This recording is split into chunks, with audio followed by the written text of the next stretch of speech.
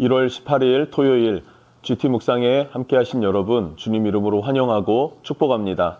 오늘 말씀은 요한복음 4장 43절부터 54절 말씀으로 왕의 신하의 믿음을 도우신 예수님이란 제목으로 말씀 나누도록 하겠습니다. 이틀이 지남에 예수께서 거기를 떠나 갈릴리로 가시며 친히 증언하시기를 선지자가 고향에서는 높임을 받지 못한다 하시고 갈릴리에 이르시매 갈릴리인들이 그를 영접하니 이는 자기들도 명절에 갔다가 예수께서 명절 중 예루살렘에서 하신 모든 일을 보았습니다라. 예수께서 다시 갈릴리 가나에 이르시니 전에 물로 포도주를 만드신 곳이라. 왕의 신하가 있어 그의 아들이 가버나움에서 병들었더니 그가 예수께서 유대로부터 갈릴리로 오셨다는 것을 듣고 가서 청하되 내려오셔서 내 아들의 병을 고쳐주소서 하니 그가 거의 죽게 되었습니다.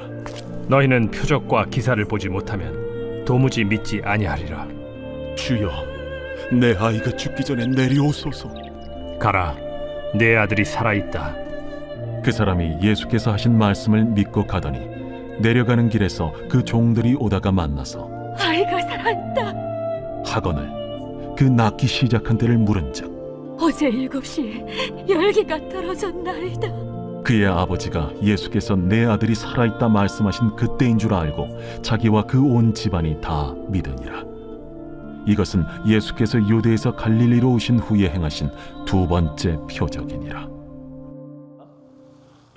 네, 오늘 말씀은 예수님께서 사마리아에서 복음 증거 사역을 마치셨습니다. 이틀 동안의 복음 사역을 마치시고 갈릴리 지역으로 다시 내려가시죠.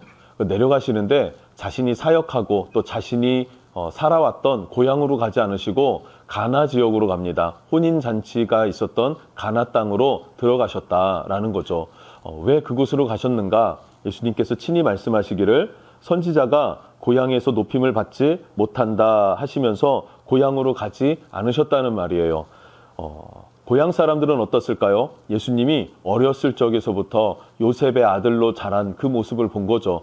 그런데 공생애를 시작하시면서는 이제는 하나님의 지혜 그리고 하나님으로부터 보냄받은 그 사명을 가지고 사역하시는 예수님, 그 예수님의 권위, 그 말씀의 능력, 그 예수님의 하나님 되심, 메시아 되심을 받아들이기가 어려웠었던 것 같습니다. 우리도 그렇지 않습니까? 신앙생활 할 때에 예수를 처음 만난 그 시간에는 얼마나 뜨겁고 순수한 열정이 있었습니까? 아멘으로 말씀을 받고 정말로 마음의 중심을 들여 찬양을 하지 않았나요? 그리고 복음을 증거하는 일이 기뻤고 즐거웠고 하나님의 영광을 위해서 살아갈 것을 우리가 늘 결단하면서 살지 않았습니까?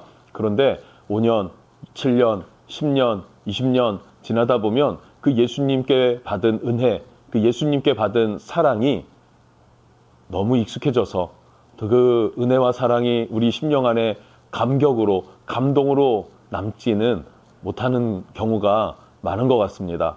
오늘 말씀을 통해서 다시 한번 내가 겸손한 자로 또 목마른 자로 주님을 찾고 주께로 나아가야겠다라는 그런 마음이 들었던 것 같습니다. 그렇게 가나로 들어가시자 왕의 신하가 예수님을 찾아옵니다.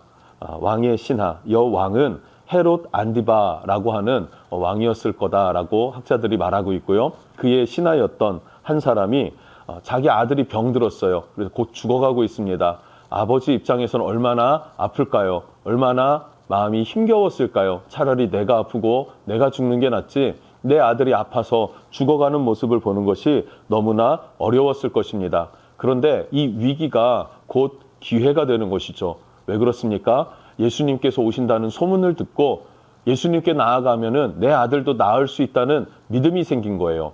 믿음은 들음에서 난다고 했기 때문에 예수님에 대한 들음이 이 하인에게는, 이 신하에게는 믿음이 되는 것입니다. 그래서 믿음으로 주님께 나아가고 주님께 병이 낫기를 구합니다. 그런데 48절을 보면 예수님께서 너희는 표적과 기사를 보지 못하면 도무지 믿지 아니하리라 하면서 정중하게 거절하십니다. 예수님은 거절하셨지만 이 왕의 신하는 예수님께 다시 한번 간청합니다. 주여, 내 아이가 죽기 전에 내려오소서 합니다. 왕의 신하이기 때문에 이 사람은 권력자였을 것입니다. 그런데 아무리 권력을 갖고 있고 혹 존중을 받고 존경받는 사람이라 할지라도 인간은 모두 자신 안에 갈급함이 있죠. 그것이 건강의 문제든 가정의 문제든 재정의 문제든 어떤 문제이든 남들은 알 수 없죠. 말하기도 어렵죠. 그런데 나는 알고 있는 내 안에 공허함과 갈급함과 인생의 문제가 있다라는 사실이에요. 그런데 그 문제를 누구에게로 계속 나아가고 매달리고 간청하는 것입니까? 예수님께 매달리고 간청하는 것입니다. 그 결과가 어떻게 됩니까? 예수님께서 50절에 말씀하십니다. 가라, 내 아들이 살아있다 하시니 이 사람은 그 예수님의 말 한마디를 듣고 믿고 돌아갔다라고 말하고 있어요. 믿고 돌아갔다. 그 돌아가는 길에 신하의 하인들이 찾아옵니다. 그리고 아들이 나았습니다라고 하는 소식을 듣게 돼요. 그러니까 그때가 언제냐, 낫기 시작한 때를 물은즉 어제 7시에 열기가 떨어졌나이다 하는지라. 네, 예수님께서 가라, 내 아들이 살았다라고 했던 그 시간에 정말로 내 아들이 살았구나라는 것을 경험하게 된 것이죠. 그리고 집에 들어가서 53절을 보면요, 그 온 집안이 다 믿으니라. 이것이 예수님께서 행하신 두 번째 표적이라고 말하고 있습니다. 첫 번째 표적은 가나 혼인잔치예요. 물을 포도주로 바꾸어내신 예수님. 그리고 두 번째 표적은 이 신하의 아들을 살리신 예수님이십니다. 요한복음은요, 1장부터 12장까지 예수님이 누구이신지에 대해서 계속해서 기록하고 있어요. 그리고 표적이라는 것은 무엇이냐면 기적의 목적, 그것이 표적입니다. 물을 포도주로 바꾸듯이 죄인된 우리, 소망 없는 우리를 기쁨으로 또 즐거움으로 생명으로 바꿔내시는 분이 예수님이시다라는 것을 기록한 것이었고, 두 번째 표적은 무엇입니까?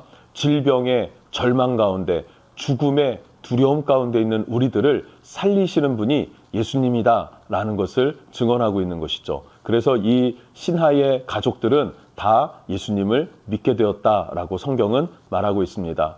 예수님을 믿는 은혜가 저와 여러분에게 굳건하게 있어서 우리의 삶에도 어두움의 밝은 빛이 비춰지고 생명의 빛이, 소망의 빛이, 기쁨과 즐거움이 충만한 여러분 되시기를 주님 이름으로 축복합니다. 기도합니다. 하나님, 우리가 이 땅을 살아갈 때에, 예수를 믿으며 나아갈 때에 주님을 너무 오랫동안 믿었다고 친숙해져서 주의 은혜와 주님의 사랑에 무감각한 자가 되지 않게 해주십시오. 무감각하지 않고 왕의 신하와 같이 간절한 기대와 소망이 오직 예수님께 있어서 예수님의 말씀을 붙잡고 믿음으로 순종하여 나갈 수 있는 그런 믿음의 성도들이 될 수 있도록 은혜와 긍휼을 베풀어 주시옵소서. 그래서 나와 내 가족이 또 내 삶의 모든 터전의 사람들이 예수를 믿는 놀라운 역사를 경험하기를 원합니다. 예수님 이름으로 기도드립니다. 아멘.